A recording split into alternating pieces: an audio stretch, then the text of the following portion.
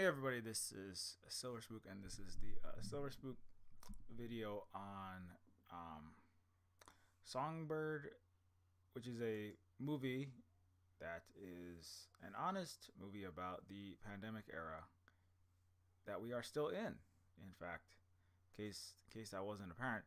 Um, yeah, so Songbird is a movie that came out in 2020, I think.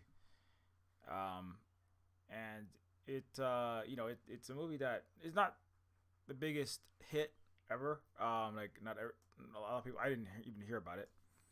Um, but I've been watching a lot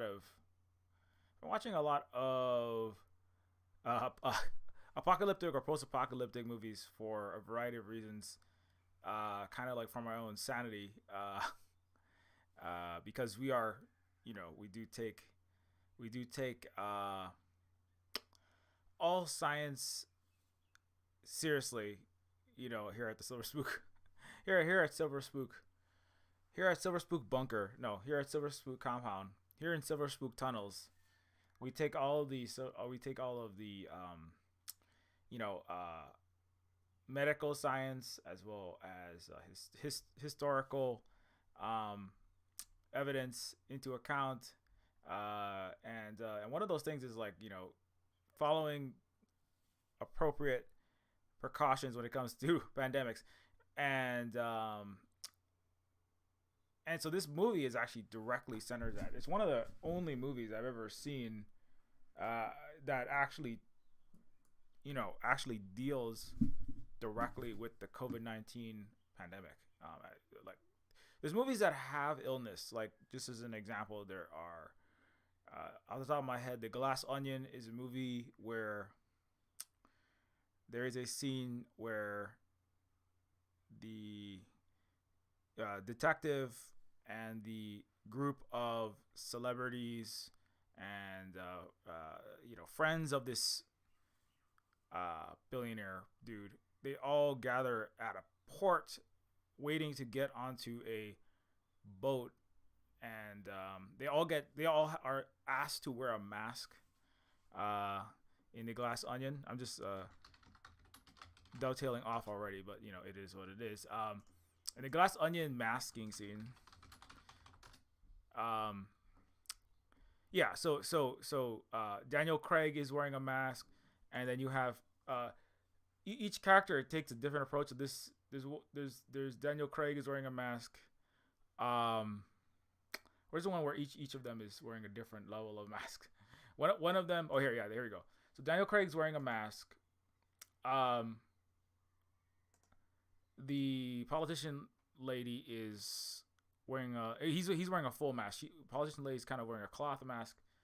I forget this guy's name. He's wearing one. The right wing Joe Rogan-esque podcaster dude played by Dave Bautista is not. His girlfriend is not.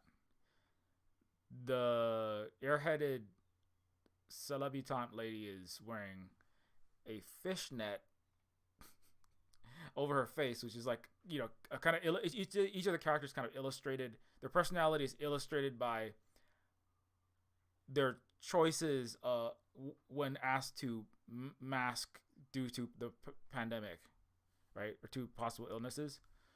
And it kind of shows, okay, well, some of these people take it seriously, some people don't. Some people make just idiotic choices like her, and I think Daniel Craig is the one who's like obviously also I think he's wearing, is he wearing N95? No, possibly not. Kind of looks like a KN95 actually, but long story short, but that's like one scene in the whole movie, right? And then the rest of the movie there's nothing to do with it. It's just like one scene. Whereas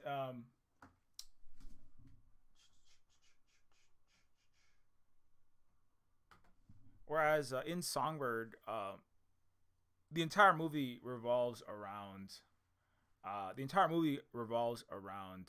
a future in which COVID-23, which is a super evolved mutated version of COVID-19 that kills 56% of people, is it is still rampaging throughout the planet. Um, the the the world has entered a fourth year of lockdown in 2024. Um, and the two main characters in this are uh, this dude. He is a courier, and he's one of the very few immune who are immune to COVID-23. They cannot get sick. They can still spread the virus though, and they're marked with a yellow armband, and they can go anywhere. Everyone else is banned from leaving their apartments, like this girl on the left. Um, and the Department of Sanitation will in fact shoot you on sight if you are caught outside of your home without permission. So there are government employees that are the Department of Sanitation is basically like a cross between like the U.S. SWAT, the IDF, Umbrella Corporation, shock troops, and the stormtroopers from Star Wars. But they're like, they are all have gas masks. They're like fully in hazmat suits, and they march around with assault rifles and basically, um, you know, uh, like very brutally suppress anybody who is breaking the quarantine rules and the lockdown rules, which are in effect, right? Now obviously there are some reasons for that because obviously COVID is killing right over half of all the people that are that is being infected, and the most recent variant I think kills people in 48 hours. So you're dying extremely fast. So I mean there is some reasons why the lockdowns get that strict, but obviously the the lockdowns are painted slightly, I guess. Well, I guess part of it is so many people die in this future, right? The Department of Sanitation is actually headed by somebody who was just a janitor. But he was just a janitor in Los Angeles. And then over the course of the first few years, every single person in his department and much of the government died, but he was immune. And so he's just kind of, taken power as a kind of power hungry person who was never had the ability to assume such levers of power. And it's similar to the cop in the Twisted Metal TV show. If you've never seen that, Holly and I were watching some of that. Just a mall cop. Always was a dick, but now is kind of running a tin pot dictatorship in the post-apocalyptic world. Anyway, long story short, so that's part of this. That's part of the world. Let me open up this so I can get the actual synopsis. Yeah. So yeah, let us out.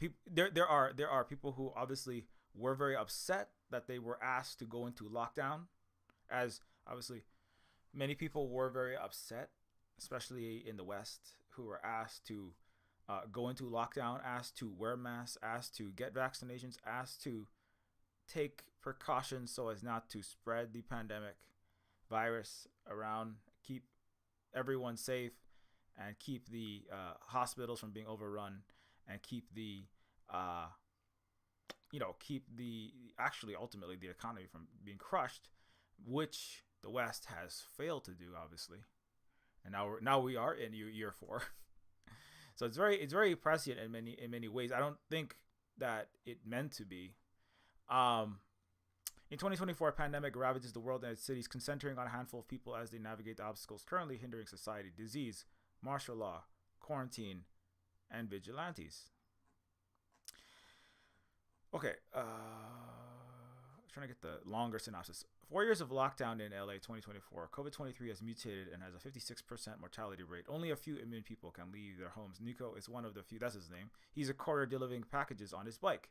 He has the LA streets to himself, except a few checkpoints. People hate him as he's immune and can move around, and they can't. He has a cute girlfriend, but all communication is over cell phones. LA's Department of Sanitation forcefully collects infected people and their non-immune household members from their homes to take them to quarantine zones. Q zones are thought of as quick death zones.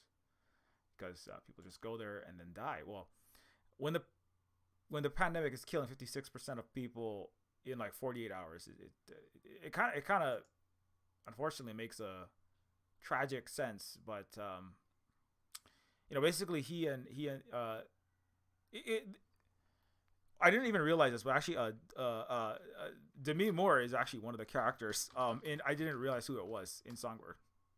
Demi Moore is the wife of a. She's the rich wife of a rich, powerful man. Played by, I think he's the guy who plays the rich white guy from leading the Enclave in Jordan Peele's Get Out. Yeah, I'm pretty sure it's the same guy. But Demi Moore is actually, she's actually in that. And I totally didn't realize it was her. But she is she is the wife of this rich man who is he is basically counterfeiting and selling the immunity bracelets that cost like $150,000 because they have computer chip encodings that the Department of Sanitation uses to stop to monitor who is immune and who can go anywhere and who cannot, right? And so Demi Moore's character is she has an immunocompromised child, right? And so she's trying to protect her kid, right? Who is, I mean, just getting the illness is really terrible, but her kid is extra susceptible to any virus, let alone a hyper deadly super variant of COVID-19, or it's now COVID 2023. So she is very, very protective, right? And it's like her husband, right? I think his name is Peter Stormare, right? Is her husband is this rich, powerful man. He has connections in the government. He has a giant mansion. Oh no, I'm sorry, not Peter Storm. Peter Stormare is that the no, he's the Russian from Armageddon. Wrong guy.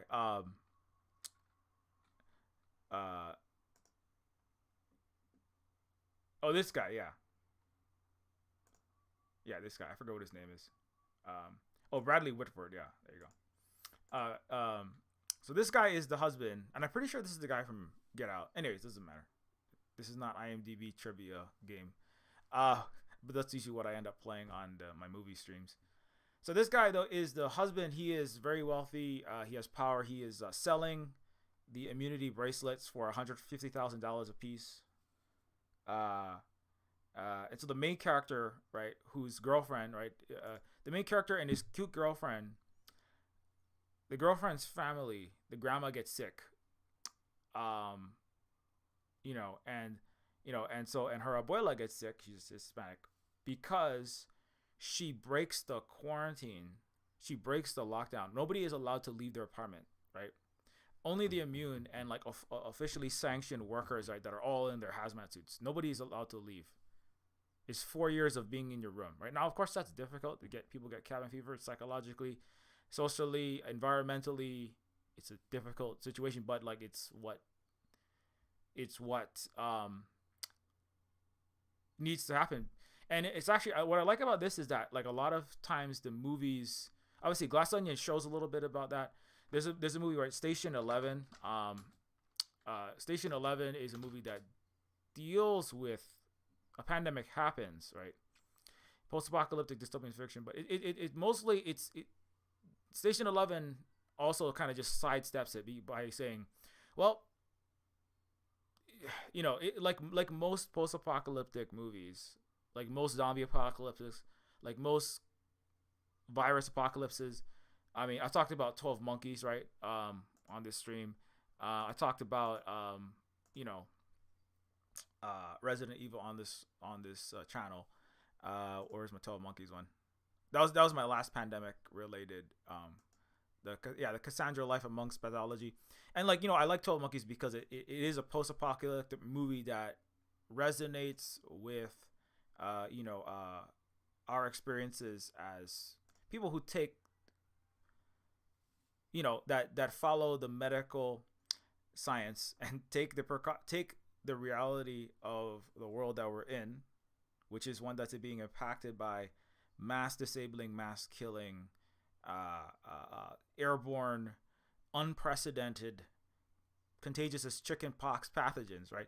And so like this movie is very resonant, right? And a lot of the Resident Evil zombie apocalypses, but in Station 11, in this is a scene from 12 Monkeys. In 12 Monkeys, in Resident Evil, the T virus in Resident Evil, the unnamed, or is it named? I can't remember what it is. The 12 Monkeys virus and the Station 11 virus, all of these spread throughout society and kill everyone in a very limited window of time. Sorry, I'm trying to get. This is the part where I lose all my. This is the little segment of Silver Spook stream where I lose all my tabs and become increasingly incoherent. That's my favorite part. So in all those other movies, the virus spreads. The virus is uncontrollable. It's basically inevitable, right? So like in Station 11, as I understand, it's basically inevitable that everybody's gonna get sick and die. I remember like early on, the girl is talking to there's doctors on the phone in London and the US, and they're like, just get out, isolate yourself, get out. Everyone's gonna die. Most of the planet is gonna die. Just get out of here, right? She has friends that are in the before they go into the post-apocalyptic future. But it's basically like what this illness is inevitably. There's nothing you can do to change the future. Everyone's gonna die. And so like, and the Cassandra thing, the 12 Monkeys is kind of like, once this virus gets out, nothing you can do, right? Once Bruce Willis's nemesis gets through that airport, drops that flask, and all the planes fly around the world, this virus will infect almost every single person on the planet, save for a handful of survivors who have to live underground, like Hamas in a tunnel. No, they all have to live under the ground, because the entire air will be filled with this pathogen that will kill you if you take a breath of fresh air out in the open. And so it's all inevitable. That's what I'm trying to say, right? And in Resident Evil, right? In Resident Evil, the T virus spreads around the world in like a matter of a very short period of time. Kills most of the people, and there's like a handful of survivors. And that's how most apocalyptic movies. Most of the apocalypses,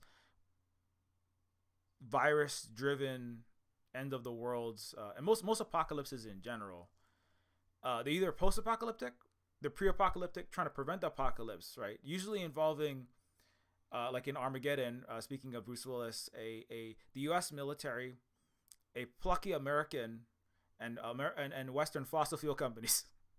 in the case of Armageddon, trying to blow up a comet. But it's always like either we're gonna save the world with epic Western-led, rah-rah, Independence Day, or some great heroic act, usually involving a lot of explosions, a lot of bombs, and a lot of people who work on oil rigs, like Harry Stamper from Armageddon. Or it's after everything is inevitable, everything's done, and we're in the apocalypse, right? The virus is spread, the meteor has hit, the forests are burnt, the wildfires are ripped through. There's no oxygen left. I just watched 2 movies where the oxygen on Earth is gone because all the trees have died. That's what and it's kind of like that's just kind of what's happened. And there's not kind of like there's not a lot of the real like in what people actually need to do, because real apocalypses don't really happen like instantaneously, like there's a huge explosion and everyone's dead, or a virus gets loose and everybody dies, right? What happens is there's an explosion in Israel or in Palestine. There's a lot of them, and people suffer there. There's an explosion in Iraq and Afghanistan, and a lot of people suffer there. And slowly, then there's a few more explosions around the world. and they start spreading and spreading slowly, right? It takes decades, right? That's what we're in that already, you know. It takes decades and decades and decades for things to degenerate, to deter. Supply chains start shutting down because of the explosions happening, right? In the case of viruses, right? There's not a virus that releases and in 24 hours, in 1 week, everyone on Earth is dead except for 1,000 people. That's not how it happens. The flu, we're in the 100th year of the flu virus. You know, people don't even realize that. Did you know that?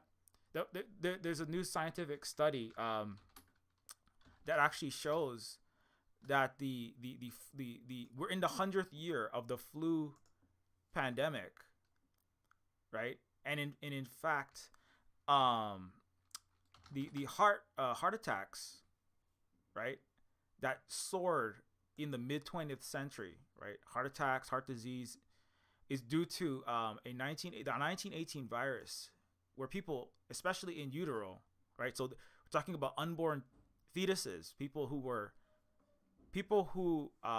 born, right? Who the mothers got pregnant, and the mothers contracted the flu, the original flu, right? The Spanish flu in 1918. And the fetus and the children who were born that year were primed by that virus that was contracted by their parent, for worse outcomes when being infected with the flu later in life. Immune responses elicited at each new encounter with influenza virus may reactivate inflammatory pathways to coronary heart disease that were originally established by a first encounter with H1N1 virus and some specific immune response to it. So the immune responses to the flu virus are now thought to have accounted for massive long-term heart disease, stroke, massive heart attacks that killed people all throughout the 20th century. The flu still has that impact on people. It's just it is not accounted for in the medical data because it's so pervasive, right? This is why they're not testing for COVID anymore. They don't want people to be tested for COVID, right? And if you sequester the data, right?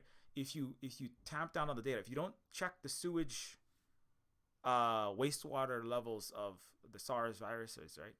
Then the people can't connect the dots of this virus getting infected, reinfected, getting 6 reinfections of COVID increases your chance of stroke, heart attack, brain damage, dementia, right? All these things, right? It's just, well, everybody just has dementia by the time they turn 17, right? That's going to be in the future. And then, the way that at least the way the West works is nobody has any historical knowledge. It can be led to believe anything, including like, the Ukrainians are Nazis in 2014, and then suddenly they're all the liberators of Nazi Russia in, a couple years ago in February 2022, right? So people can be led to believe that there's weapons of mass destruction anywhere, right? People can be led to believe that anywhere a bomb goes off on the world, there was one Hamas commander under it, right? So if you bomb London, you just say there was a Hamas commander under it. If you bomb somewhere in some random country in Africa, there was a Hamas commander under it. And Western people will eat that up. Well, I mean, a lot of the ones that are over the age of 30. But anyways, but long story short is that the pandemic, we are not out of the flu pandemic of 1918. We're still in it, right? We are suffering the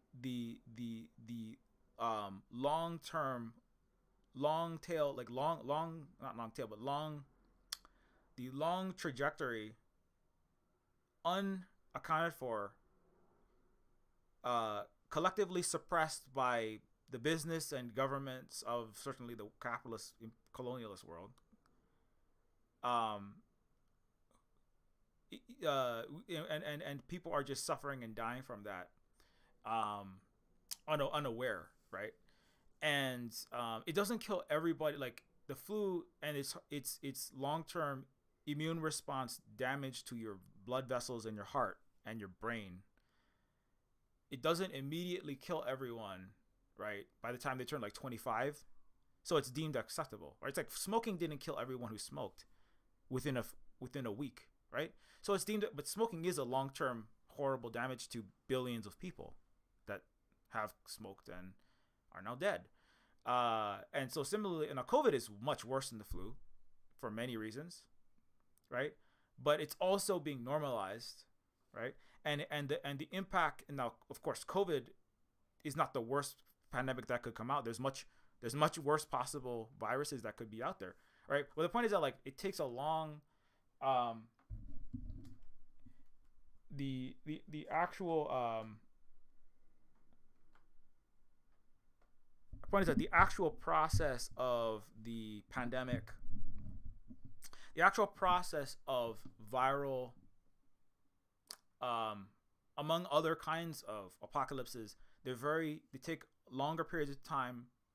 There are things that can be done between the point of, it takes much more than a week or even a year. It's years and years or decades, right?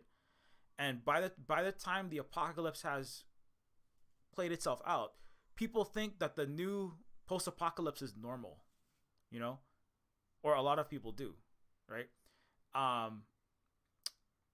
of course, like that the 1918 flu didn't cause like the collapse of civilization, right?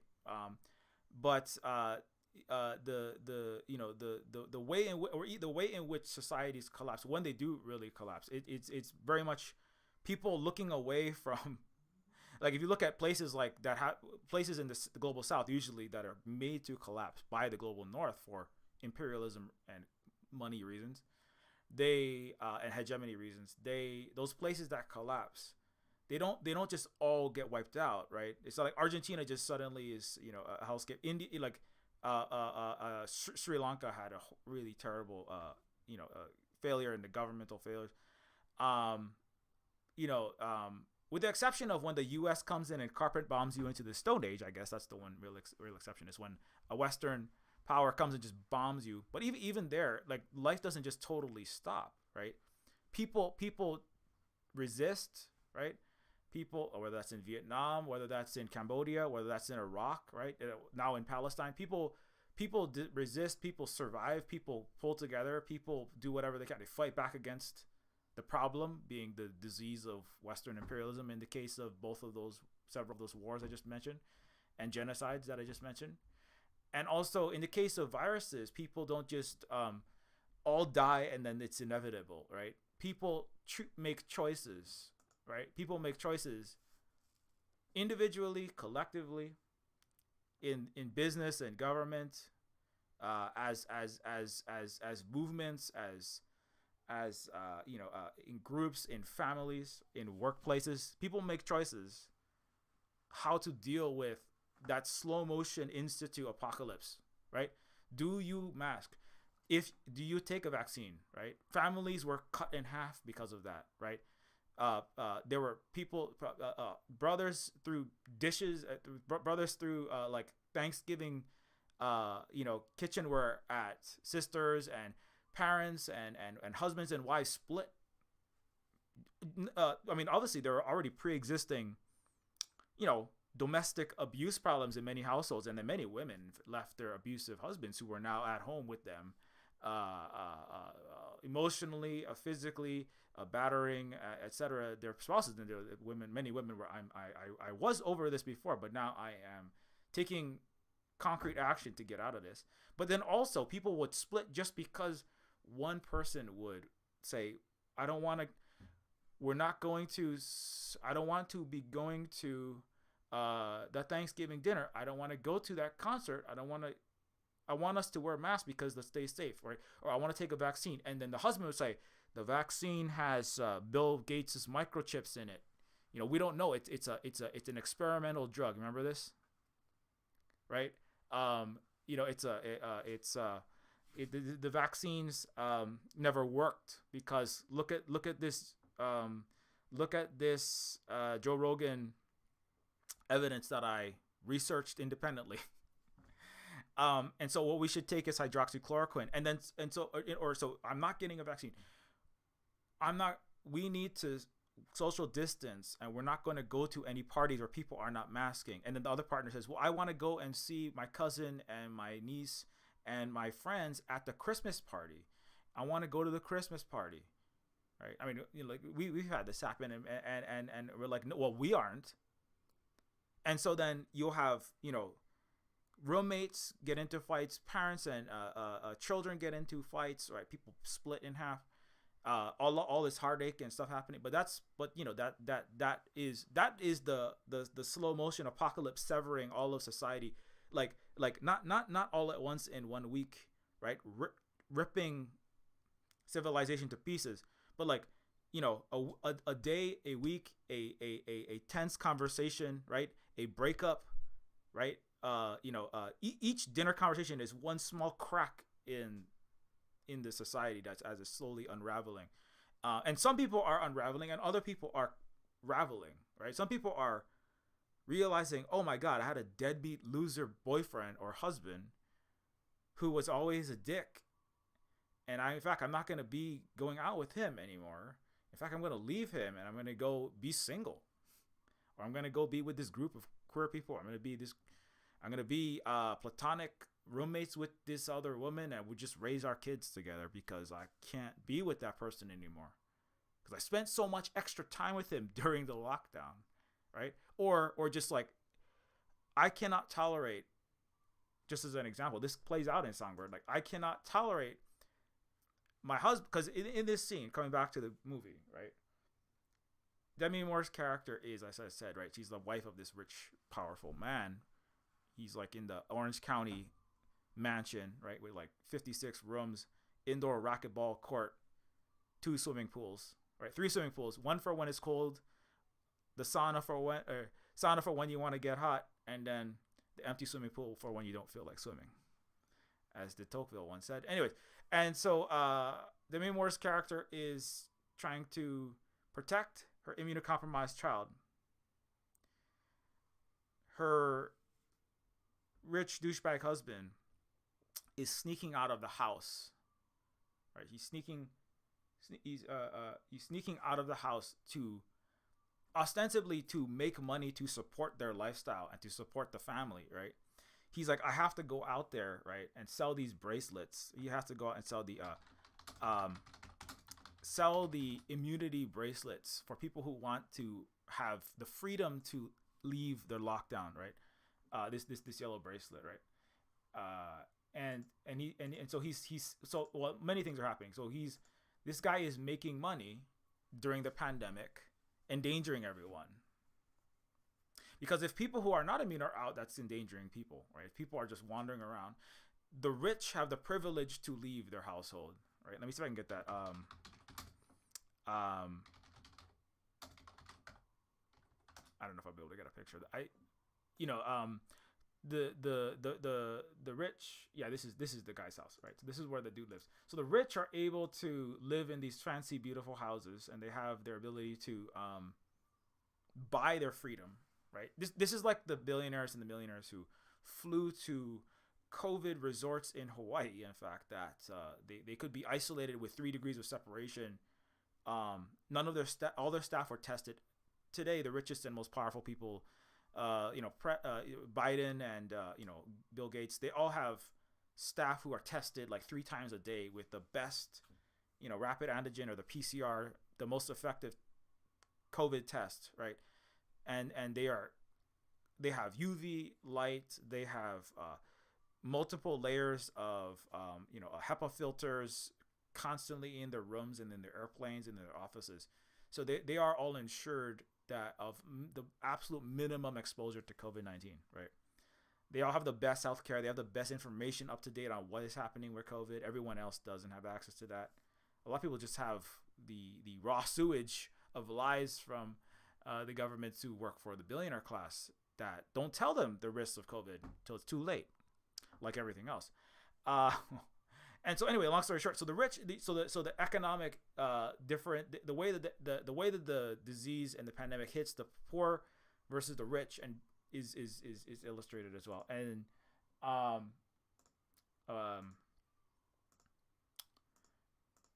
the inequality of health outcomes and also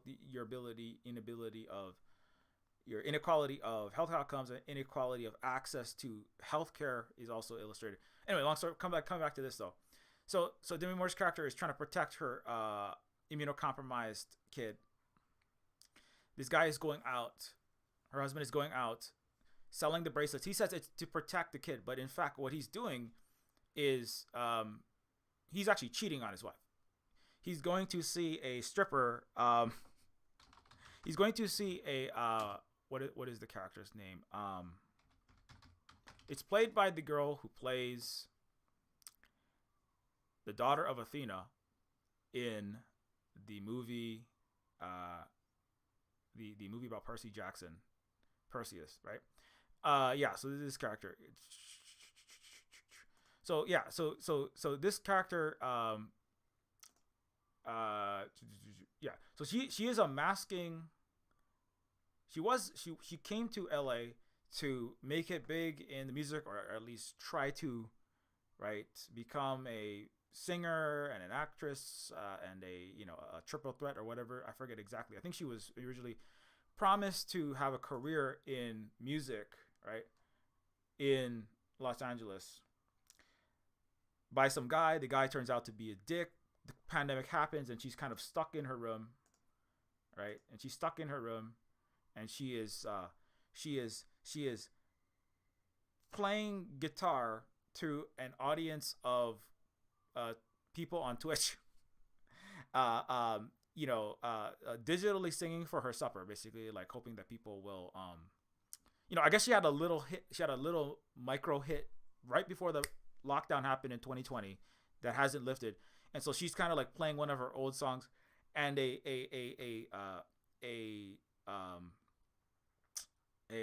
quadriplegic, disabled during the Iraq War or the Afghanistan War veteran of Afghanistan, who is also isolated, gives her like $100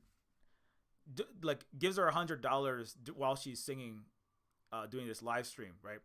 That's actually how the pandemic is like. That's how the pandemic era is like. That's just also how the 2020s is like, or just like having to get up on like what I'm doing right now, having to get up on your video camera, talk to random people on the internet, or sing or dance or DJ, or have interesting conversations with all kind of people doing political actions, or talking about philosophical topics, or whatever people do, right? Or also having your Zoom class and your work meetings remotely through a screen and a camera, right? And everything happening through screens, everybody living through their cell phones and living through their laptops. And so like that part is like very well realized, and also like that, like it people have to suffer that, but then also either refuse the reality or accept, or just deal with, this is the new normal we live in, right? And so this is one of the, so she's like, okay, well, I'm everybody please donate money to me on through Ko-Fi. I'm saying also please donate to Cyberspook on Ko-Fi, so we can keep doing this education streams and finishing Neofeud 2 and keeping the lights on. So that's like, that part was like very real in this, and so this Afghanistan veteran who has some money because he works for the courier company, right, which the main character is, he's delivering packages for. That's this guy on the right there. And so the Afghanistan, he flies drones that fly around town and monitor where the couriers are that are delivering the packages, as nobody can leave their house, right? Except the immune couriers, basically. Anyway, and so the Afghanistan veteran gives donates $100, and they start talking like, and she starts talking to him. She like reaches out to him. He's like one of her fans on the live streaming channel she runs, and they talk about like, why don't, he doesn't want to put his face on, right? And she's all like, why don't you want to put your face on? And then why don't you want to go on camera? And he's all like, you wouldn't like me. I don't look very good. He's a disabled Afghanistan veteran. He's kind of in a depression, and or he's in he's not in the best state. But then like he gets to talking about how like, I was in lockdown before the lockdown started, because when you become disabled in the United States, when you become disabled in this society that we are in here, people don't look at you the same way. Like people would just walk past me, or people didn't want to be reminded when I would show up in my wheelchair missing my legs, right? They didn't want to be reminded that disabled people exist, right? And that's part of the eugenicist characteristic of societies like the United States that are really drawn into broad daylight by the horrific warts and the horrible face of a eugenicist society is visible when mass numbers of the population just disregard immunocompromised and disabled people, and saying, well, the weak just have to be culled from the herd, right? Disabled people just have to, if they can't deal with this pandemic, if people who have immune system problems, aren't strong enough to survive this pandemic, they just have to die, right? And many people just, like people like Bolsonaro and Donald Trump just said that out loud, and they said, if you're weak, you deserve to die. Bolsonaro said, "I am the strongest man, and I'm basically a Superman. My Jesus-powered immune system will defeat any virus. I could destroy boulders with my immune system." And then he got sick and was massively nearly died. Unfortunately for the world, he moved to Florida shortly after that and continued to be a fascist there. But anyways, but then some people, like, even if they weren't saying the weak should die from COVID-19, the human civilization needs a gene pool cleansing, right? Not the ethnic cleansing like what Israel's doing right in Palestine right now, but I mean a gene pool cleansing of all of the other facets of fascism, like, getting rid of anybody who has any slight defect in their DNA. And so, but the thing is, even a lot of society just went along with that, and they behave that way, right? People, when immunocompromised people would say, "Hey, could you please wear a mask, like in this office," right? Right now, right, as hospital nurses, hospital workers refuse to mask, right? The hospitals, masks are not everywhere. They say actually it's easier to get plumbers. It's easier to get plumbers to mask today than to get many healthcare workers to mask. So like if you show up let's say you have cancer and you're deeply immunocompromised because of your treatments, they are not even masking the healthcare workers, nurses and doctors in the cancer wards. And when you ask the child cancer wards, it's some of the most vulnerable people, because your probability of death goes up to 70% if you get an infection in the ER room. It goes up to 50% if you are or if you're on life support. It's up to 50% if you get infection in the ER, right? But asking a healthcare worker even today to mask is actually sometimes impossible. But actually, people who come and just like fix your electricians who just work on your lights, or the cable people who have to come inside your house sometimes, asking them to they actually are more likely to mask. So, but what does that say? That says that you have a society that does not care about those people who are, who are, for whatever reason, more vulnerable, right? So that's a eugenicist society. Anyway, but so that comes up in the movie when we have the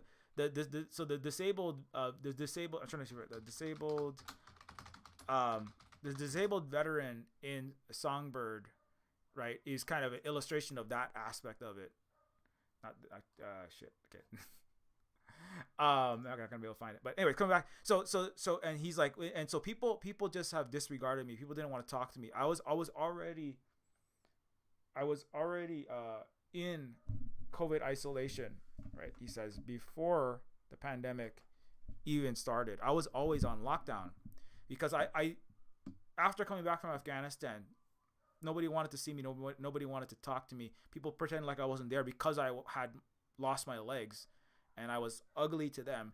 And so I was just, I was like, well, people are treating me like I'm invisible already. So I'll just stay in my house and I won't leave. So he put himself willingly into lockdown. And he flew drones, and he flies a military drone at one point and saves the life of this girl when this horrible, nasty person is chasing her around. and so, coming back to that, coming back to her. So like they develop a relationship around the fact that they are, both kind of, their lives have both been truncated, right? And they're trying to deal with that, so they connect around that, and and they're forced to do things that they want to do. Like he's surviving as a veteran, he's surviving as a disabled person, um, just flying drones for this courier service. Well, he's surviving the ramifications of infinite, needless, horrific, barbaric violence orchestrated by entities like the United States. And then she is surviving her truncated music entertainment career, right? And so, and then they have a long distance or virtual relationship that kind of develops over the course of that movie, and several things. So one thing is that's possible, and people do have those, and in fact, people have to have those in the post-pandemic era, right? A lot of people demand now. Another thing that people have learned, right, in the pandemic era is that guess what? Remote work is possible, right? Remote work is possible. Driving a vehicle for 3 hours a day is a massive degradation of your quality of life, right? Current future, remote work. Remote jobs decline as the demand of workers remains strong. So the workers want the remote work because they know that we can do it, that it can be done, right? But the corporations don't want to do that for many reasons, right? But what the pandemic taught us is that it is possible for actually most office workers, a large, I think, I don't forget the exact numbers, but a large number of, I think it's at least half of workers work from a computer. They're online for much of it, and the work that they do is it's moving numbers in spreadsheets, it's typing up reports, it's answering phone calls, right? It's managing communications, it's interfacing with customers, it's tech support, all of that work, that computer, digital, screen-based work, that doesn't have to be, that it is not necessary to move thousands of tons of metal, right, using extremely carbon-emitting, polluting gasoline, etc., to drive a car, right, every single day. The average commute is like an hour a day, right? And you're driving hours through horrible gridlock Seattle traffic or whatever, through an office building, right? Pay for the extra concrete parking lot, asphalt, and the concrete for the extra building that you're in for half the day, and then get up into that building, sit down at a computer like the one you have at home, and just type letters and numbers into a screen that you could have done from one computer in one building rather than two, wasting 3 hours of your life, getting increasingly frustrated, suffering the psychic damage of road rage, right? And also the massive amounts of smog that you're breathing in, along with the COVID that you get in the office. And people discovered, oh wow, we can actually do a lot of our jobs from home. That's and so that was another thing that started to rip society. That's part of the simultaneous unraveling and then the raveling, right? It's the simultaneous apocalypse for civilization, right? Apocalypse for Western civilization, which is 20th century or whatever, the last 500 years of what was the normal. It's apocalypse for the old normal, but it's also simultaneously the blossoming of the new, right? Which is that, oh wow, so if you are a CEO and if you are a BlackRock or a hedge fund manager and you have billions or trillions of dollars invested into concrete, steel girder, and glass. Bank vaults called commercial real estate called, the New World Trade Center called, a 200-story steel, skyscraper in Toronto or whatever it is, right? You don't want to see people staying home because suddenly the value of that skyscraper that you have trillions of your ill-gotten gains stored in, that you got, right, investing in Lockheed Martin, blowing up Afghanistan, making that legless veteran, right, and all the dead children in Afghanistan. So you don't want to see people remote working because you're going to lose money on that. But if you're the worker, you're going to gain. The bosses and executives, through the new remote work schism, right, the bosses are losing billions and trillions of dollars of real estate value potentially, as this you have all these unused, unrented entire floors of space, right, in these huge office towers, which 50% plus of the Western population works in. And then simultaneously, the workers are gaining hours of their life not waiting through millions of cars, right? In the fifth leading cause of death after the ongoing COVID pandemic is vehicular crashes. So you're risking your life, breathing in smog, wasting your time, right? Increasing your carbon, hurting your carbon karma, pumping out plumes of exhaust. So you're not wasting that. You're gaining your mental health back because you don't have to deal with dickhead bosses in your corporate office. You're gaining your life back. You're gaining your control over your life. You can work. You have less dictatorial, tyrannical. You don't have to deal with the authoritarian regime of the corporate office, with the tyrant of the CEO and his feudal vassals of all of his managers bullying you around, collecting massive salaries to extort your labor value as you dutifully type away a TPS report that nobody cares about. So you can stay home, and in fact you're like, well, maybe I don't want to work for that particular company anymore. Maybe I work for this other company that's headquartered in I don't know, China or a German company or a Japanese company. I don't want to work for an American company. I want to work for a Venezuelan company, a Cuban company. And guess what? You can. Why? Because work is not geographically limited to the city you happen to be residing in. And guess what? People really like that. In fact, right? And so anyways, that's a new way that the society is bifurcating in the pandemic scene. And anyway, so long story short, so coming back to her, so people are figuring out how to live in the new era. Right? Now, some things people really miss, and it's difficult, right? People who really like going to concerts. People who really like The Office. Now, who really like The Office? Let's be real. Who really, really like The Office? Richer, more empowered, entitled, dynastic daddy's boys, right? Who play golf with daddy's friends and will inherit, and get to lord it over everybody else, right? The people with the corner office. Not the average cubicle worker. They didn't particularly like The Office, I don't think. That's why they have shows like The Office. And that's why they have Office Space about getting out of the office, right? In the 1990s with Miss Stapler. Miss Stapler burned this building down.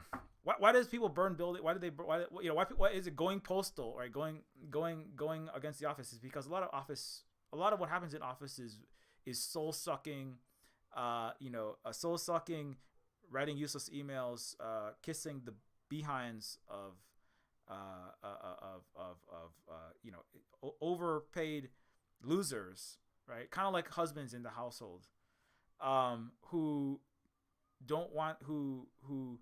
have never deserved their jobs that they had. So people don't want to work in those. People discovered that, maybe I don't really want to work in that space anymore, so that I can overconsume iPhones and Prada and burn the planet, right? Having a bunch of sharper image stuff I don't really want in my house. So anyway, so in the pandemic era, people are like, well, maybe I don't want to do that. I don't want to be in that culture. I want to be with the people I want to be with. You know, I want to be with people that are giving what I give. I don't want to be somebody else's servant in my household. I don't want to, because her character's all like, I don't want to be with an abusive white guy who is like a dickhead manager for young starlets who's also probably sexually taking advantage of them, which is very common in Los Angeles and all over the Western capitalist entertainment world, right? So all the abusive dude managers is just like there's at least 100 movies just about that deal with that. I feel like. And so she's like, I don't want to be in an abusive relationship with the crappy husband, patriarchal Jordan Peterson stan. I don't want to be yanked around by my chain by an 40-year-old guy going out with 19-year-old young actresses and musicians in Los Angeles and creepazoids like that. And so, and she's like, I'm gonna, be in a relationship in a pandemic safe way with this disabled Afghanistan veteran that flies drones for the delivery service, right? But those are freedoms that you don't really have. You see how so simultaneously it shows this movie I'm talking about, Songbird. It shows how many of those things from the old world have gone away, but then there are new opportunities, right? The simultaneous, again, unraveling is the old things are going away and people are mourning that and they're struggling with that, but then also new opportunities open up for the people that are able to deal with the reality that we are in and not living in a outdated fantasy land like we're still in 1990 or 2019 or whatever year you happen to want it to be, right? It's a kind of MAGA of the 20 teens, right? It's make America 20 teens again, make the world, the collective West has the collective West, especially Americans, have make the world the late 20th century again, when it was the heyday for apple pie and the Statue of Liberty led so-called U.S. unipolar or we're better than the Soviet Union order, but for a lot of people there's still this kind of we got to go back to this time, and a lot of people just live 90%. Unfortunately, I think it's at 12%. Only 12% of Americans today, unfortunately, are wearing a mask on a regular basis, which is very much not good and very low for a thing that everybody should be doing, according to actual science and actual doctors and actual studies that show that 3 layers of the paper plus 2 layers of cloth, a KN94, N95, among a host of other actions you will take is what is recommended. But anyways, masking is a continuous topic. So we're still at only 12% today wearing it, and then, of course, the governments haven't helped as they just want to pretend as though everything is over. Although recently there was a 60 Minutes piece that said it's time to mask. They actually admitted it, right? 60 Minutes had a special where they talked about the airborne nature of COVID-19. So that's at least one positive, but it's very flippy-floppy. It's always erring too much on the side of throw everything open and minimization or denialism, right?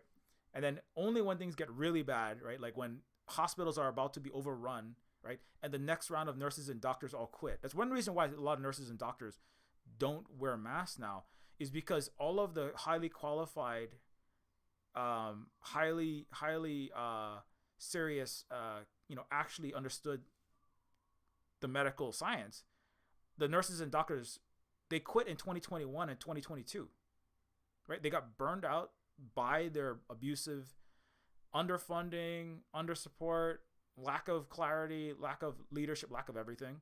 lack of supplies, and the people that are now in a lot of nurses and doctors now, they're like they not all of them, but many of them, they're like they were and they are anti-vaxxers even. You know, they're people that just showed up. They're people that are like just need a job, you know, and they're also being led by governments that are pretending like everything is hunky dory and fine, and say they have willingly taken down, right, in the West, their entire masking. They don't even mention masking nowadays, right? It's not even like it used to be kind of when there's no mask mandate, but it's recommended. Now it's not even mentioned, right?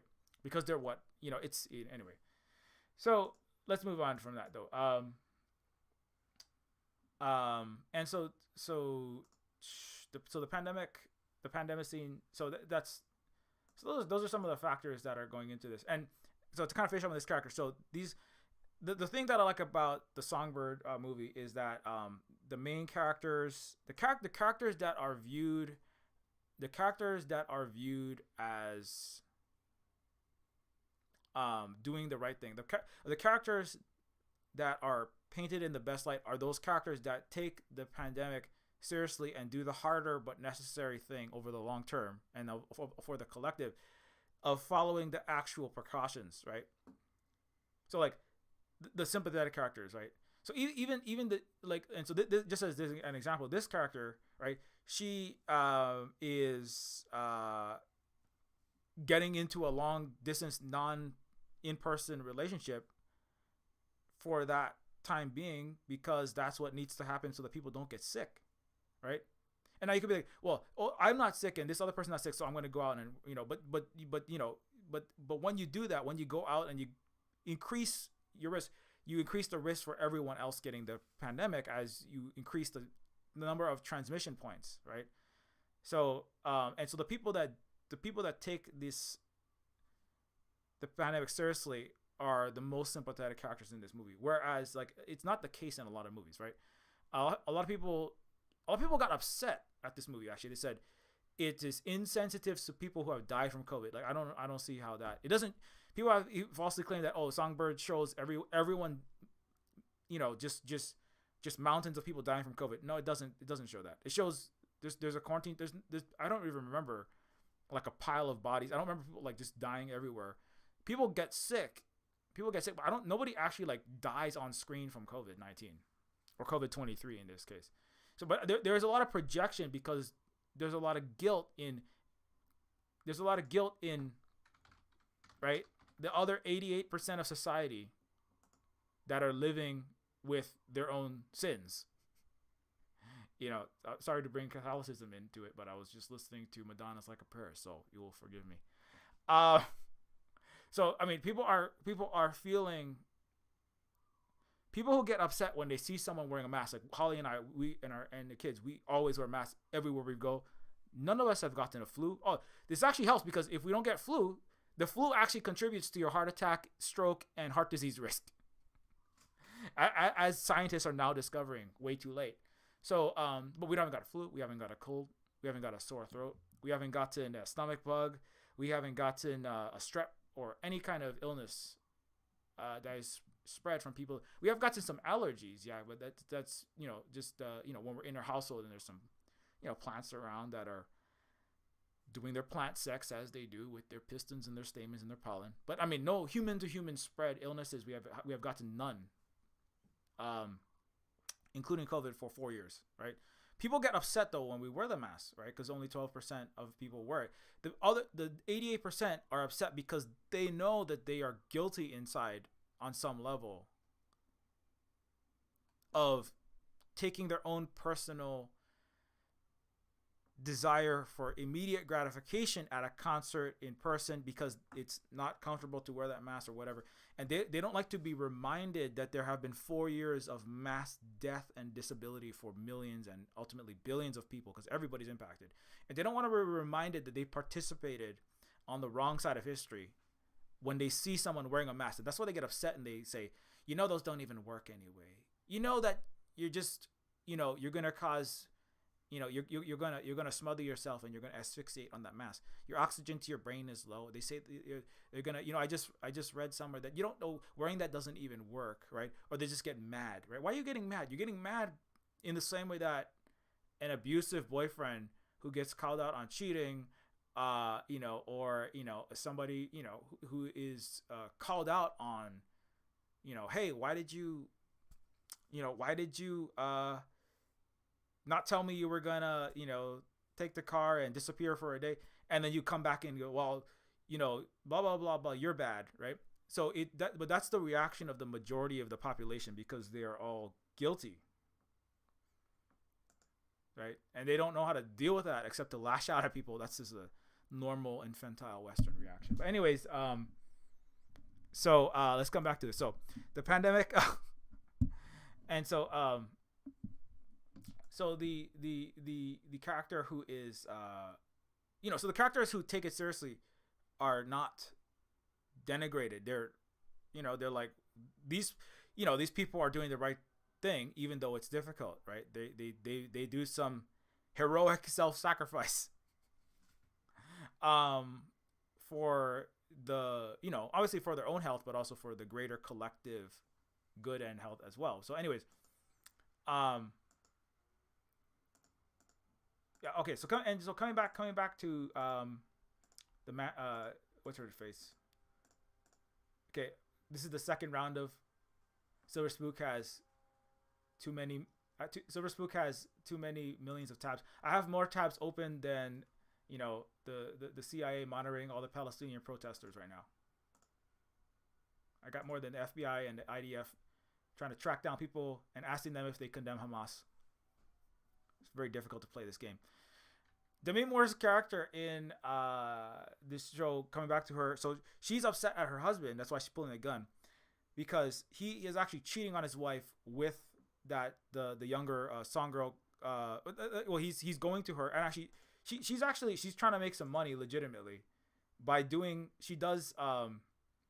Her character does a masked lap dancing routine as another way to make some money because she has no career. You still need money to pay for food. You still need money to pay for electricity. You still need money to pay for stuff, even though it's a complete lockdown. Nobody can leave your house pandemic, right? So she does I forget, there's some way that she can do like these, she has some kind of, I don't know exactly what it is, but she's doing masked sex work basically. But it's not sex. It's just like, like there are strippers in the pandemic that are all masked like it's an apocalypse. It's basically that. And the wife, Demi Moore's character, where the hell is she? God damn it. She finds out that he's not leaving his house to make money so that they can pay for their bills, right? She finds out that he's just going and being with the girl, and also he also at one point he forcefully removes her masks and takes his mask off and basically does sexual assault.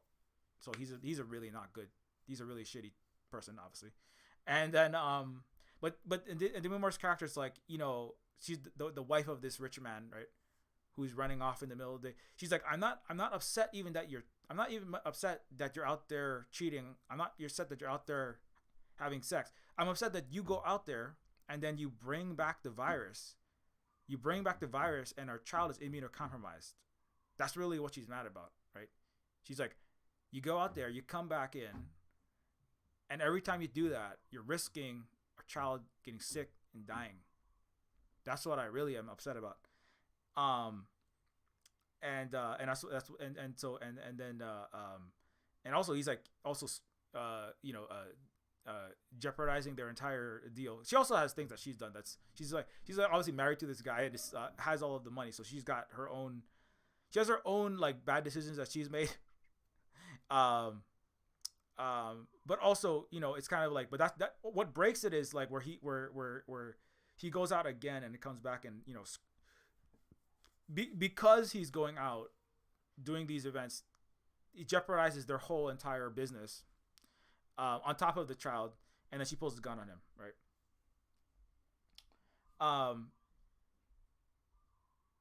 And so anyways, so his that's one thing, that's a real, That's a definitely, that is the pandemic era, right? It's like we are breaking up at gunpoint because you will not stop going out there, risking getting yourself infected and coming home, and I'm not gonna be with you. In fact, you're gonna be dead if you come back in here after you've gone out yet again, um, and risk bringing home this deadly virus to our immunocompromised child. And so, in fact, she actually tells so the Ms. Moore's character tells the young girl, right? You should, you know what, my husband's coming. You might want to leave that place that you're in. So she actually like warns her, so that it basically like kind of helps save her life, because the husband's coming to kill her at one point. Anyway, so like there is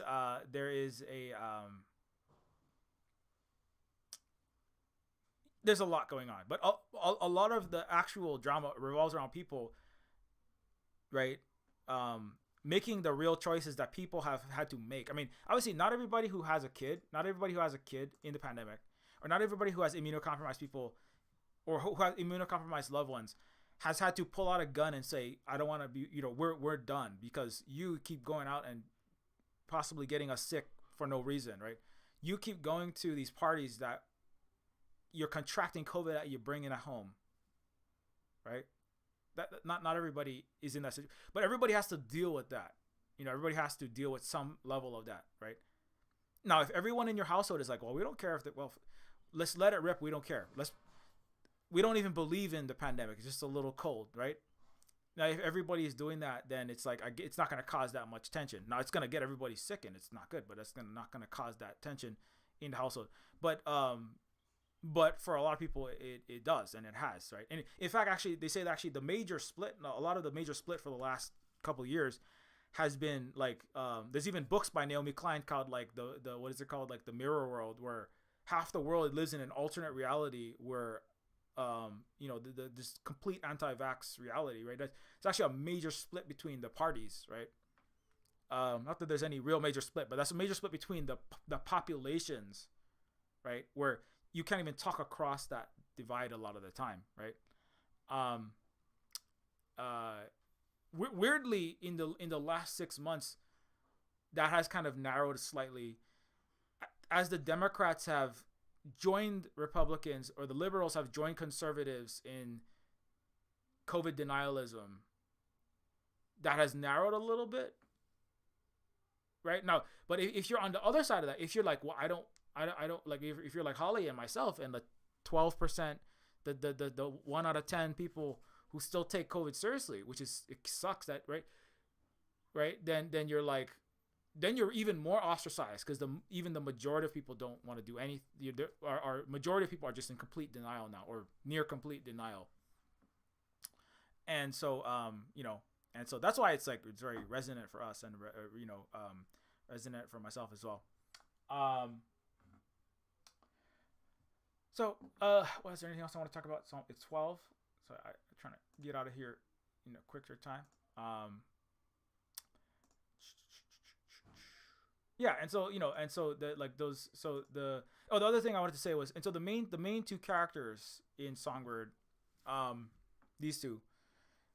There's a lot of scenes like where he, as a courier, he is delivering packages, right? He met her because he accidentally went to like a wrong room. He went to like 107 when it was supposed to be 101, or 307 is supposed to be.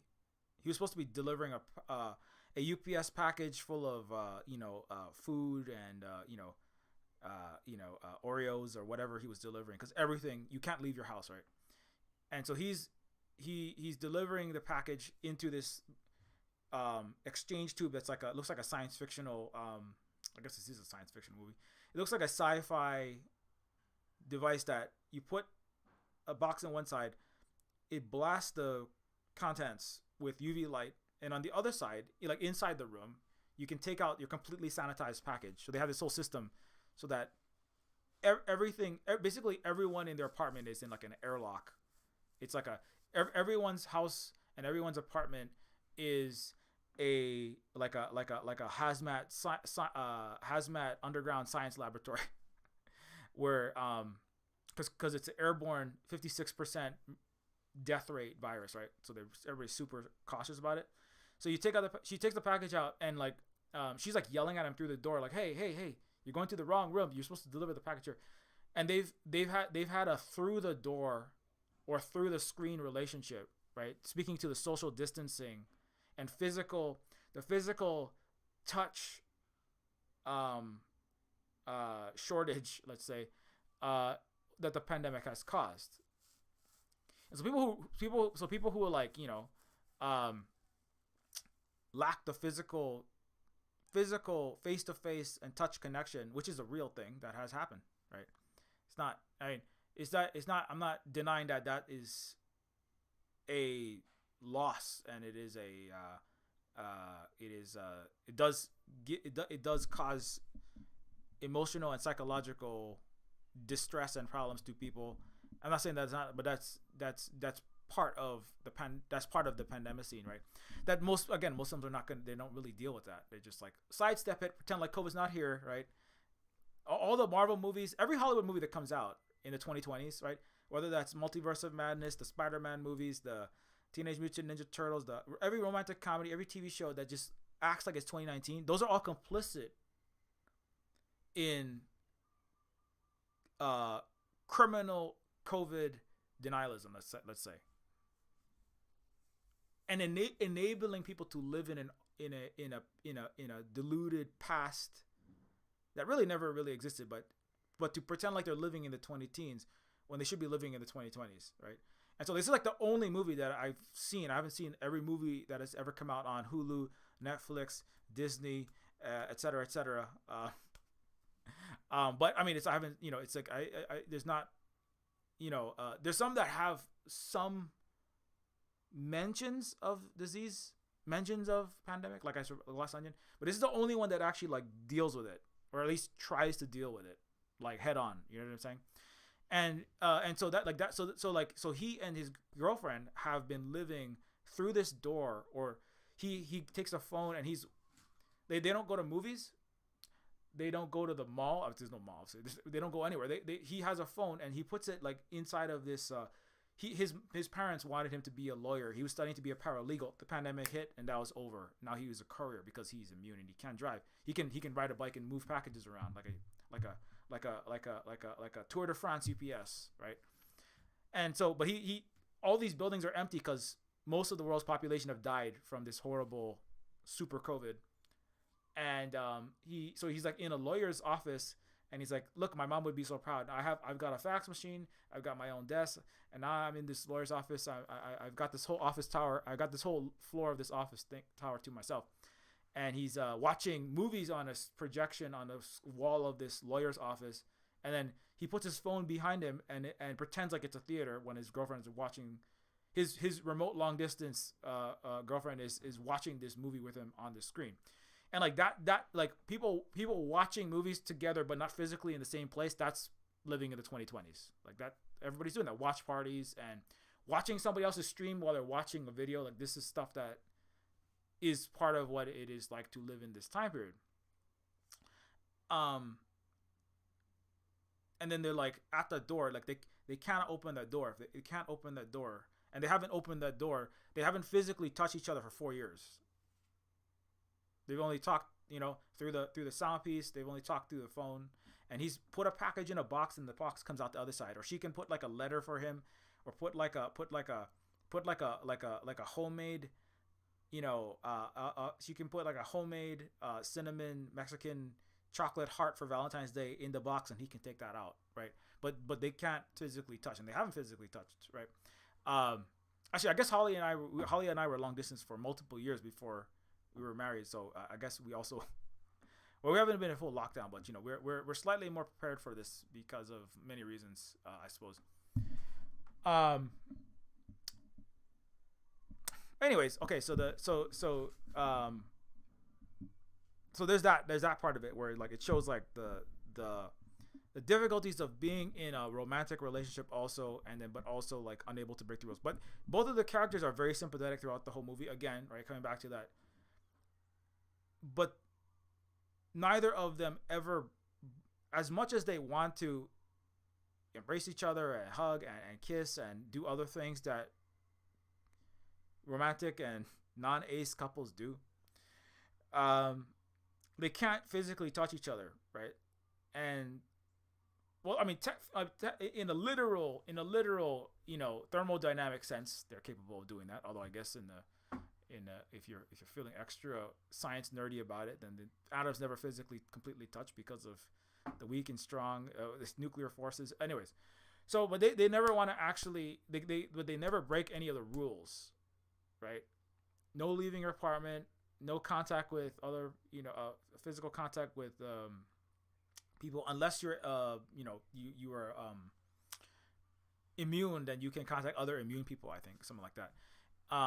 And so they never break the rules, and they're sympathetic throughout the whole movie. Her mother, right? Her mother, the grandma, gets sick. That's the one person that the only person you really see getting sick is the Songbird grandma. She's the Hispanic grandma.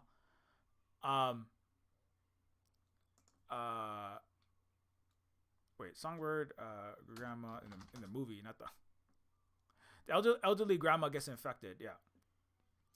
I forgot who. I think she's played by somebody who was in a movie very recently. I can't remember which one. Oh, she was in the Predator movie. Yeah. But anyways, I'm not gonna be able to find her. So her grandma gets infected. Her grandma gets sick. Her grandma's dying, right? And then the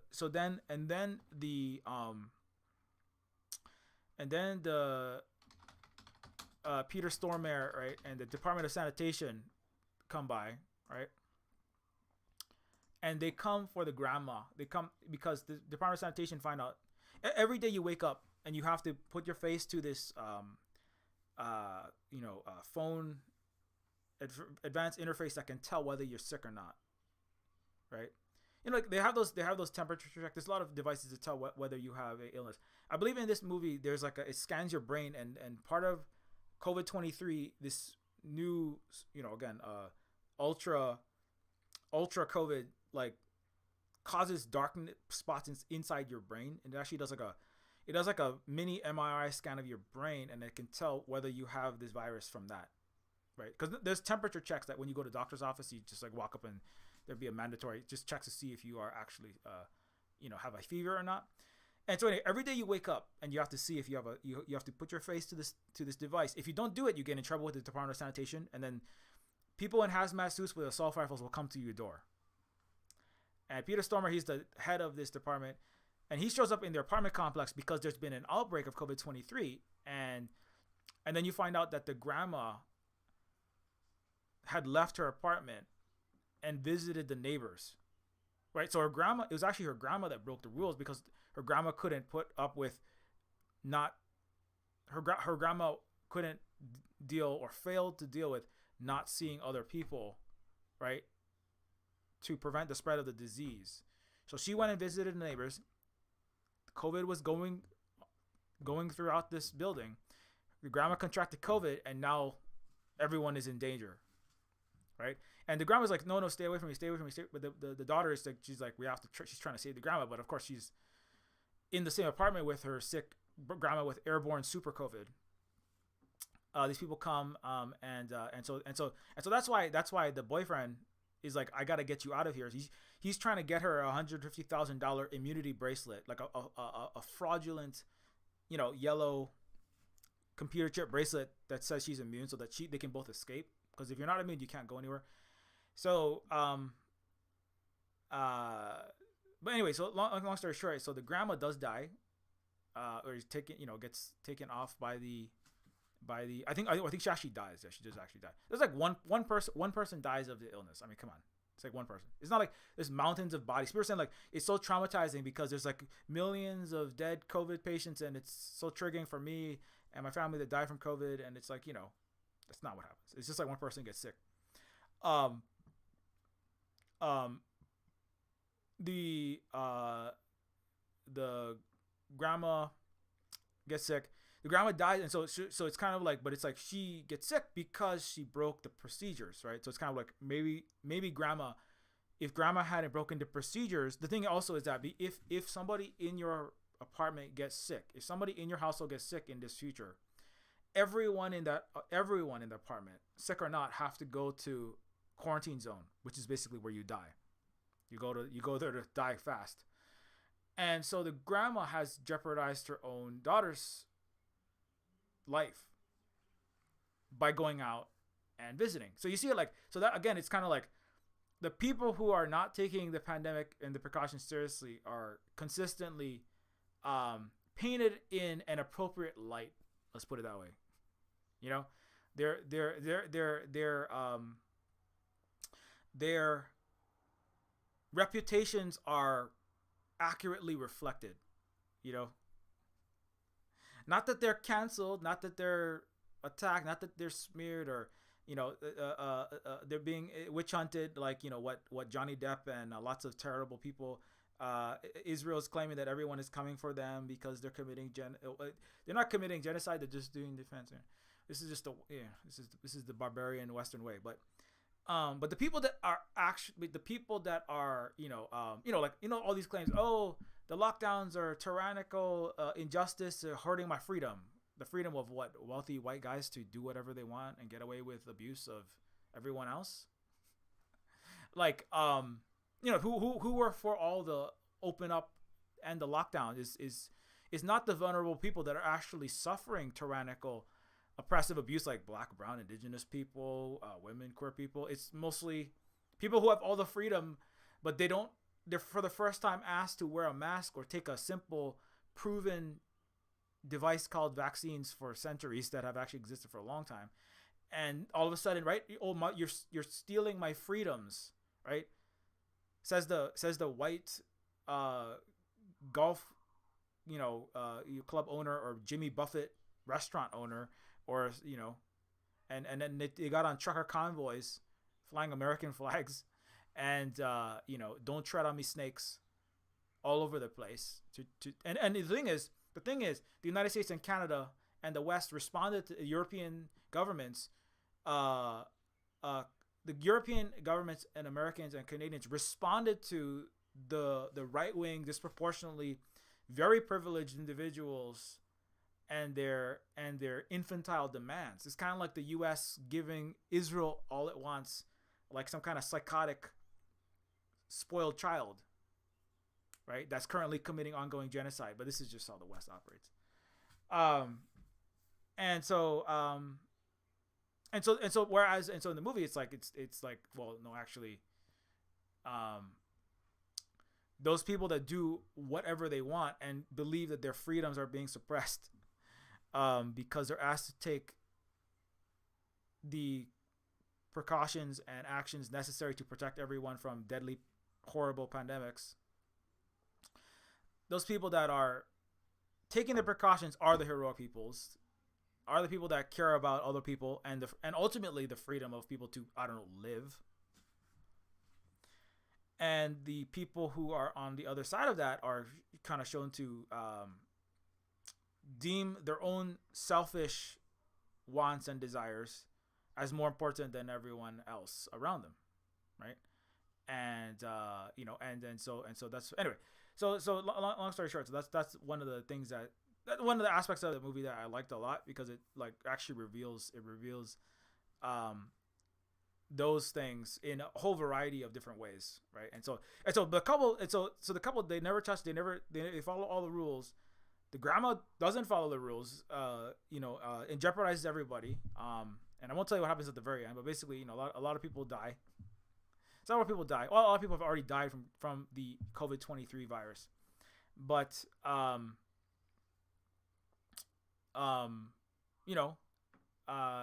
the people that continue to abide by the reality that they live in, the people that continue to live in their reality and actually do the right thing, right? That actually distance, that actually, wear their mask, that actually protect their loved ones and protect everyone, right? They figure out how to live in the new world that is different from the old world. It's kind of like living.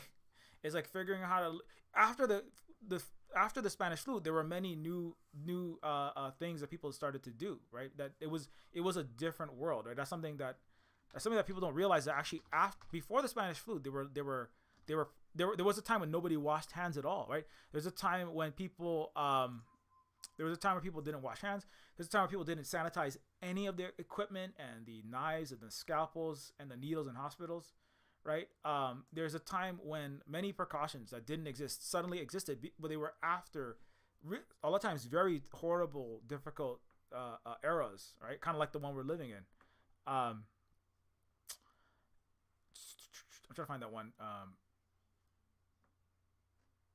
I recommend anybody you can just read through this, because it talks about how the 1918 flu. This article is called 100 Years of COVID. The 1918 flu is still with us, and the impacts of it continue to impact us to this very day. Herd immunity was impossible to the flu, and we knew that already. COVID is far more rapidly evolving and mutating than the flu. It mutates faster. It spreads faster. It's just a more intense, more powerful, more horrific virus than the flu, period, just in almost every way. And the flu, nobody ever develops herd immunity to the flu. That's why you have to keep on getting flu shots. That's why the flu you can get reinfected with the flu again and again and again and again and again, right? There's no such thing as herd immunity to that, right? And every time you can get it, it makes a new impact on you. But these are things that actually have been understood for a long time, right?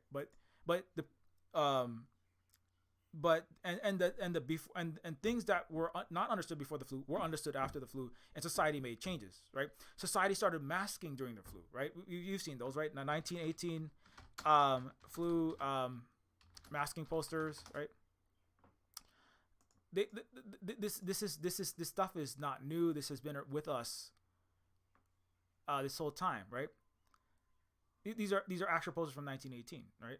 Coughs and sneezes spread diseases, right? Epidemic influenza. Wear a mask, save your life. This is the 1918, right? So, and for a while, people actually took a lot more precautions. Now, obviously, those precautions fell by the wayside over time, because it was better for money and rich and powerful people and the capitalist structures and the systems that they had designed to just let all that stuff fall by the wayside, right? It's better for liability. Like, for example, people getting into lawsuits because they contracted long COVID from X and Y. The COVID litigation is going to be that's a whole massive can of worms that is only slowly being opened right now. But so long story short, so the world has already changed. It's not the 2019s anymore. It's the 2020s. It's the pandemic scene, and this is having impacts, many of which we don't even know, right? I've talked a lot about the long-term impacts, including the fact that almost 90+% of people who get long COVID don't recover from it. Long COVID causes damage to the brain, to the heart, to all organs. It is a cardiovascular illness, and all of your bodily tissue involves blood vessels, and the oxygen that they carry to every part of your body, including your brain cells, COVID causes the omeletification of your neurons, basically hardening them, freezing them, and basically disabling huge parts of your brain, making you somewhat zombie-like. And so but not full zombie. You see. It's a slow motion Resident Evilification of people. People don't just go completely brain dead and start chewing on your skull because brains, right? That's not how actual zombie apocalypse happens, right? It's a slow motion. Like, people suddenly have a lot more brain fog. People over the age of 50 suddenly develop way higher frequencies of dementia and cognitive decline. People start becoming mindless, unhinged, frothing at the mouth idiots, like everybody living in denial of this stuff, and riding in trucks and beating up Starbucks employees who wear masks for no reason other than they feel this incendiary guilt and or brainwashing that they've consumed, and now they're like lashing out at people that are just trying to protect everyone, right? And so, right, so that's all happening, and that's all it's only been 4 years. We don't know the long-term impacts of COVID. When kids get COVID-19, it like the studies are showing that actually like it's possible that 100% of kids have long COVID right now. Obviously not 100% because not every single kid is out there in the world contracting COVID like ours. Our kids are, as far as we know, we haven't got any COVID, right? But it's possible that a very, very, very, because kids actually 70% of all COVID 70% of all COVID infections is believed to have come through children and frequently through school, and because kids are surrounded by many other kids frequently in enclosed spaces, and and the kids, obviously, we were told in the very beginning of the pandemic that children can't get COVID. Remember that? Yet another one of massive mountains of criminal, right? These are kind of like Geneva Convention level criminal lies that the governments and leaders of certainly the Western world have told their populations. But that's a whole nother topic. We'll get to that at some point. Later, maybe today. But because the children have been contracting it, on massive levels many times. Some of them kids have gotten it 3, 4, 5, 6 times already. What you're seeing, kids are getting dementia earlier on. Like 17-year-olds are getting dementia that's never happened before. Children are dying from COVID-19, but even if you don't die, the cognitive decline, fatigue, brain fog, the ability to construct sentences, right? It's harder to tell with children because it's hard to get. Kids can't even, like, when you're like 5, 6 years old, you can't even vocalize what you're experiencing. You don't have the language to even speak. You can't even say, I'm having difficulty, staying cognizant of my surroundings, and I'm struggling to find the words to construct sentences, right? The kids are still learning how to write sentences when they're 5. Again, it's only been 4 years, right? So if you were born, you're 4 years old, you might not even know how to write a sentence, right? So how can you tell your parents, hey, mom and dad, I'm having cognitive impairments. Hey, mom and dad, I'm having brain fog. How can you tell you can't tell the doctor, right? Nobody knows, but everyone has been mass exposing the future generations to this. This is, I mean, it's really unimaginable, horrific atrocities that in the same way that bombing 4,000 children and women and also innocent men as well, because we don't make it like all the men are evil if they're Palestinian, but like bombing all of these hospitals, bombing refugee camps, bombing all of these innocent people, even running away, just trying to evacuate the violence and then being bombed in the evacuation. Those are collective punishment of the Palestinians, and in a certain sense, the children are suffering a collective punishment for the sins of their parents, the sins of their elder generation that prioritize their own personal. The children are paying for the sins of the older generations who prioritize their own personal parties and their clubs and their enjoyment and their convenience over the children's future and the children's health. And that's like the worst part of that's the worst part of the whole thing. Very, very sad. But long story short, so that's the Songbird. And I hope that I recommend, I do recommend people watch it because it is I don't know if it meant to be or not, but like it is very much like definitely resonant. It's very relatable, certainly for people who take the pandemic seriously, such as us, non-COVID minimizers and people who just try to be honest about everything as well, as hard as that is frequently in an empire of lies, and in a society of selfish people in denial of their own realities. And so I do recommend everybody watch it. Of course, if you have had COVID, I mean, it could be difficult to watch, but hey, guess what? Living in the 2020s is difficult. COVID was difficult, right? I think obviously just watching mountains of people dying in the same way, like watching 24 hours of babies with their brains spilling out is not necessarily going to help. especially if you're already on the same page with the Palestinians in their struggle against the genocide they're suffering at the hands of the U.S., the West, and Israel. But similarly, just watching people, dying from COVID. That's not what this show is about, right? But like but running away from it and going like, well, COVID was a hard time for me, and so I don't ever want to think about COVID ever again. I don't want to think about that era. I don't want to think about vaccines or shots or masks. I don't want to think about lockdowns and staying home, and I don't want to think about clubs and restaurants closing ever again. So I'm just going to ignore all of that. I'm just going to bury my head in the sand like an ostrich. I'm just going to run away from that. Like that's not going to help anyone. I think that's not, in the same way, everyone who's saying, I don't have to say anything about Palestine. I can just be outside of this. I can just be a rich New Yorker and be a liberal and not have any complicity in this by just putting my fingers in my ears and going la la la la la, that also doesn't have a that kind of mentality. That doesn't have a future. That's false. That never was true. In the same way that everyone is interconnected by the air that they breathe and the aerosolized particles that they spread.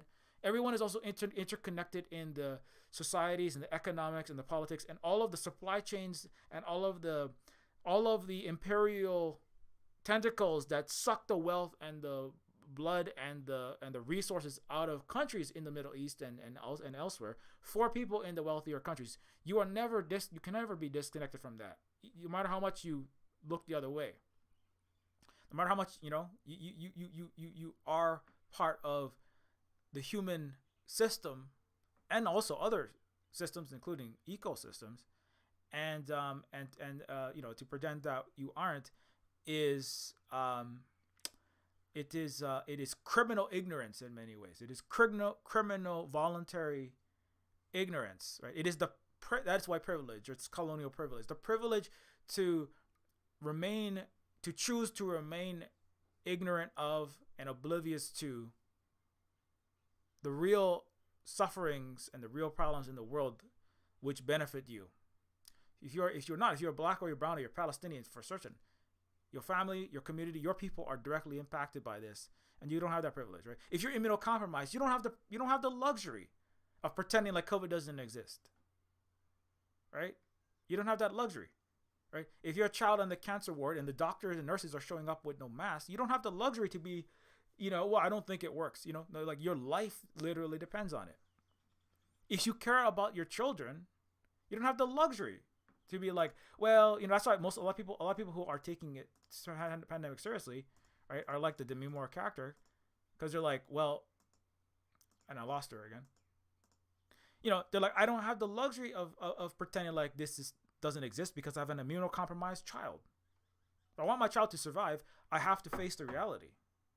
And the reality is telling me I got to get rid of all of these horrible men in my life who are I never really liked them at all, but I kind of just felt like I had to marry them because of some weird Stepfordian,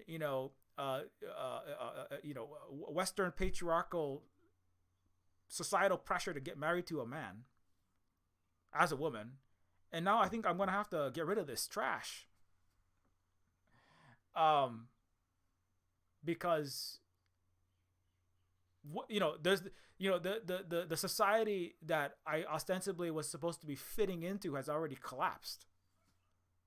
Doesn't exist anymore. So why am I pretending, right, in America or in the US, there's no marriage, there's no weddings to go to because of COVID-19, and also I don't want to see half my family because they're all unhinged denialists or unhinged liberals, and I don't want to see any of them. So why am I going to get married to a deadbeat, jobless, toxic, cheating, going out and bringing home COVID man when I could just not, right? And so that's kind of also part of what that show's about. Anyways, that's as good as a place as any to end. So anyways, if you'd like to support what we do here, it is everything we do here is supported by the sales of direct support through Ko-Fi, as well as through Patreon. You can support us at patreon.com/Neofeud, and you can get access to behind the scenes work on Neofeud 2, Silver Spook Discord, Silver Spook University, which is over 1,000 hours of all the content I've put out, categorized according to topic. You can also support us by picking up games such as Neofeud, a cyberpunk adventure game in the vein of Blade Runner, and it is a dystopian, satirical Lucas Arts / Sierra era send up and homage, but also it is also just a cyberpunk game, and you can also give it even a short review. It does help us out to get the game discovered when people are browsing in the algorithm. Also, don't forget you can get Neofeud at itch.io for Windows and for Mac and for Linux over here. Neofeud 2 is coming very soon. I apologize, it is not done yet. I wish it was done. It's not done yet. I'm working on it. I'm in like the last. I'm just like in the very end of the. Part of it is it's taking me a little bit longer because I gotta wrap the entire story up, and it's a big story that I've been writing for 6 years. So like wrapping that last bit up is I gotta go back and read a massive giant document and all this stuff to make sure I wrap it up properly. So that's gonna take a little bit longer than I thought. But you can get Neofeud over here on itch.io. You can also get Decolonators, Pigeonwick Gun, Woman is a book by Holly about being raised in right-wing evangelical Protestant Christianity, and it is not a historical retelling, but a work of fiction that is critiquing the conservative Christian world. And I have too many tabs open, so now I can't open another one. You can also follow at Silverspook Games at octodon.social, at Silverspook Games at mastodon.social. And you can also follow on Twitter, Silverspook Guy. And you can also follow Silverspook Games for the games related stuff. You can also follow Terminus C, which is the site for Terminus Cyberstar. That is a low poly cyberpunk immersive sim RPG based on games like Deus Ex, or in the style of games like Deus Ex and System Shock 2. It is a game that's currently nearing completion, and I'm the content director and lead writer of it. And you can also follow Holly at the Tech Fairy. Holly is a wife, partner here, producer, and manager with the Kate Nix stream and the music and variety show. And Holly is also primary caregiver, parent, educator, writer here at the Silver Spook Cooperative, sharing important information. Thanks to all the people on this list of people right here for your continued patronage. Without your support, it becomes very difficult to continue to do our work. So thank you so much to all of those people as well. And thanks everybody who has watched and is watching. I am going to be uploading some new videos soon. I just did an interview with James Dearden, who is the creator of Techno Babylon. So look out for that. That is another cyberpunk adventure using the Adventure Game Studio engine, and I will be putting that up soon for everybody to see. Until next time, keep your mirror safe, polished, be excellent to each other. Wear your mask. Whatever fits your face properly, but ideally, something 94 or 95, like the KN 94. And stay safe in the